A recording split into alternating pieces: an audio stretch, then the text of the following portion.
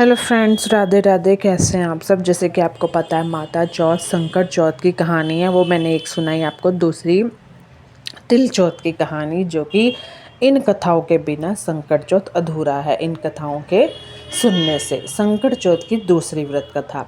किसी शहर में कुम्हार रहता था। एक बार जब उसने बर्तन बनाकर आंवा लगाया तो आंवा नहीं पका। हार कर वह राजा के पास जाकर प्रार्थना करने लगा कि आंवा पक ही नहीं रहा है। राजा ने पंडित को बुलाकर कारण पूछा तो राजा पंडित ने कहा कि हर बार आंवा लगाते समय बच्चे की बलि देने से आंवा पक जाएगा। राजा का आदेश हो गया।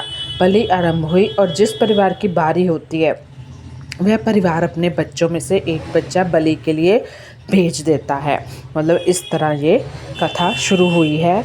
आगे क्या होता है कि दूसरा इस तरह कुछ दिनों बाद संकट के दिन एक बुढ़िया के लड़के की बारी आई। बुढ़िया के लिए वही जीवन का सहारा था, लेकिन राजा आज्ञा के आगे किसी की नहीं चलती। दुखी बुढ़िया सोच रही थी कि मेरा तो एक ही बेटा है, वह भी संकट के दिन मुझसे जुदा हो जाएगा। बुढ़िया ने लड़के को संकट की सुपारी और दूब का बीड़ा देकर कहा, भगवान का नाम लेकर आवा में बैठ जाना, संकट माता रक्षा करेगी। उसके बाद इस तरह माँ के कहने पर तिल तिल संकट मनाऊं और संकट की रात महतारी पूत बिछड़न कभू न होए। बालक को आवा में बैठा दिया गया और बुढ़िया संकट माता के सामने बैठकर पूजा करने लगी। पहले तो आवा पकने में कई दिन लग जाते थे, पर इस बार संकट माता की कृपा से एक ही रात में आवा पक गया था। सवेरे कुमार ने देखा तो हैरान रह गया। आवा पक गया था, बुढ़िया का बेटा भी सुरक्षित था और अन्य बालक भी जीवित हो गए थे। नगरवासियों ने संकट की महिमा स्वीकार करी तथा लड़के को भी धन्य माना। तब से आज तक संकट की विधि विधान से पूजा की जाती है। ये थी दूसरी व्रत कथा।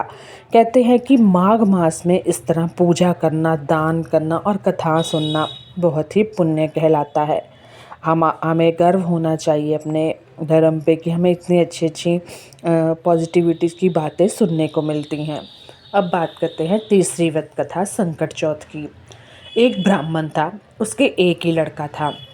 वह बहुत गरीब था। उसका लड़का राजा के यहाँ काम करता था, पर ऐसे बहुत कम मिलने थे। जो पैसे थे बहुत कम मिलते थे। खाना पीना मुश्किल से चल पाता था। संकट का त्योहार आया। ब्राह्मणी व्रत रही, घर में कुछ नहीं था। उसने अपने लड़के में कहा कि जब राजा के यहाँ से काम करके चलना तब थोड़े से तिल और गुड़ मांग लेना, जिससे हम पूजा तो कर लेंगे। लड़का राजा के यहाँ काम करने पहुँचा। दिन भर काम करने के बाद वह एक भंडार में घुस गया। भीतर से दरवाज़ा बंद कर लिया। वहाँ तो सारी चीज़ें भरी पड़ी थी, पर उसको चोरी की आदत तो नहीं थी। नहीं सोच रहा था कि चोरी करूं तो कैसे करूं, माघ का महीना, चोरी जैसा भयंकर पाप कैसे करूं। हर बार वह कहता तिल चुराऊं तो पाप, गुड़ चुराऊं तो पाप, माघ का महीना क्या चुराऊं। इस तरह वो डरता डरता कहता रहा। पहरेदारों के कानों में शब्द पड़े। उन्होंने राजा को बुलाया। राजा ने सुना, दरवाजा खटखटाया और पूछा, तुम कौन हो। लड़के ने कहा, मैं आपके यहाँ काम करता हूँ, मैं बहुत गरीब हूँ, मेरी माँ आज व्रती है। उसने कहा था कि राजा के यहाँ से थोड़ा सा तिल और गुड़ चुरा लाना, तो मैं संकट की पूजा कर लूँगी। पर मैं बहुत देर से सोच रहा हूँ कि माघ का महीना है, तिल चुराऊँ तो पाप और गुड़ चुराऊँ तो पाप। राजा ने कहा, मैं इस कैसे विश्वास करूँ कि जो तुम कह रहे हो वह सही है। लड़के ने कहा, आप अपने आदमी को मेरे घर भेजकर पूछवा लीजिए। राजा ने आदमी घर भेजे। आदमियों ने बुढ़िया को पुकारा। बुढ़िया ने कहा, मैं बाहर नहीं आ सकती, मेरी घोती तो फटी है। आदमियों ने लौटकर राजा से कहा। राजा को दया आ गई।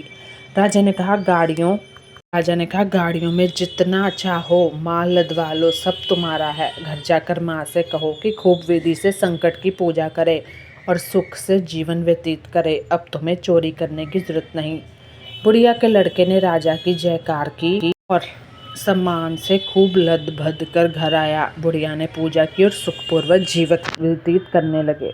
तो ये थे माँ संकट चौथ माता की कृपा। जो इस तरह ईश्वर को मानता है उसके सारे दुख वैसे ही दूर हो जाते हैं। एकदम शांत वातावरण आपको महसूस होने लगेगा, एकदम जैसे टेंशनें ख़त्म हो गई है, ऐसा फील होगा आपको। एक बार ईश्वर बस।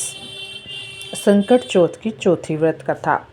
एक राजा था, उसके कोई संतान नहीं थी। वह बहुत दुखी रहा करता था। एक दिन राजा अपने घर के दरवाजे पर बैठा था।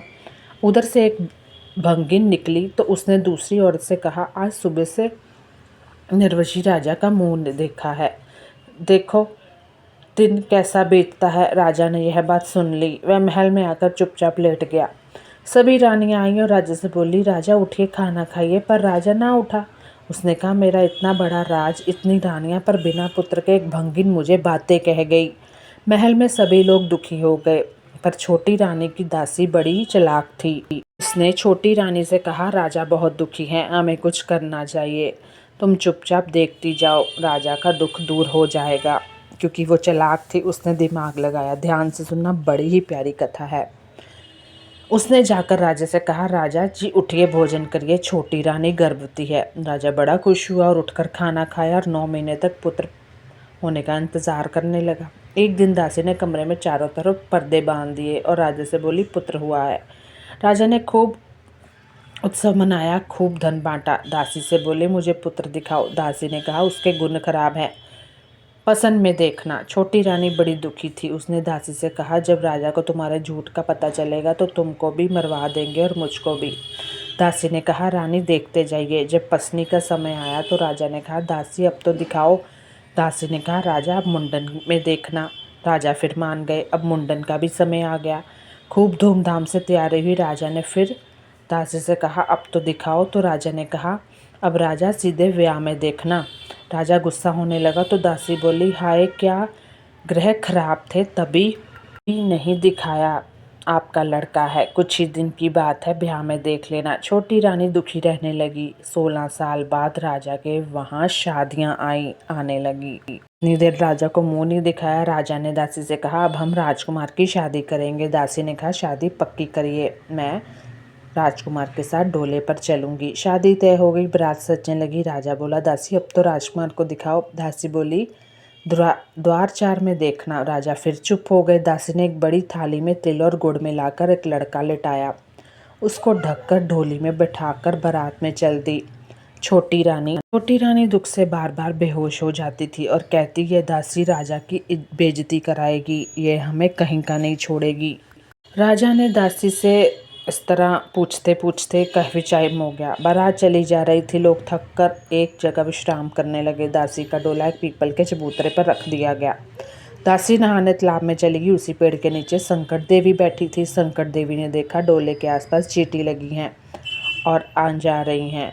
उन्होंने डोला खोलकर देखा, थाली से तिल गुड़ निकाल कर खाया। बस माँ संकट चौथ माता को अपना भोजन मिल गया और वो प्रसन्न हो गई। संकट देवी को बहुत अच्छा लगा। मीठा मीठा धीरे धीरे देवी ने सब गुड़ तिल खा डाला। अब थाली खाली। दासी नहाकर लौटी तब देखा संकट देवी बैठी है और थाली खाली है। अब क्या था, दासी संकट माता के पैर पकड़कर जोर जोर से रोने लगी। बोली, मेरा बेटा लिया है, मेरा बेटा दे। थाली में मेरा बेटा पड़ा हुआ था, उसको तुमने खाया है। अब मुझे बेटा दोगी तभी पैर छोड़ूंगी। अब संकट माता बड़े संकट में फंस गई। उन्होंने कहा, अच्छा पैर छोड़ो, बेटा ले लो। 16 साल का सुंदर कुंवर संकट देवी ने दे दिया।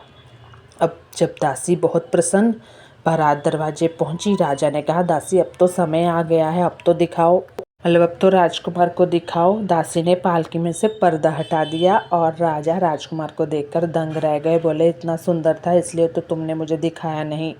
खूब धूमधाम से शादी की और जब बारात वापस आई, छोटी रानी दुख से बेहोश पड़ी थी। उनको पता ही नहीं था, बेहोश पड़ी थी, जाने क्या होगा। जब बारात दरवाजे पर आई तब सब दासी दौड़ कर आई और छोटी रानी से बोली, राजकुमार और बहू का परिछन करो चल के। रानी लड़के और बहू को देखकर फूली न समाई। दासी ने कहा, रानी हम 1.25 पसेरी का लड़का बनाकर ले गई थी, तुम सदा 1.25 मन का तिल गुड़ का बनाकर सबको प्रसाद बांटो। संकट माता की कृपा से तुम्हें पुत्र मिला है। जय माँ संकट माता, सबको संतान देना, खुशियाँ देना। धन्यवाद।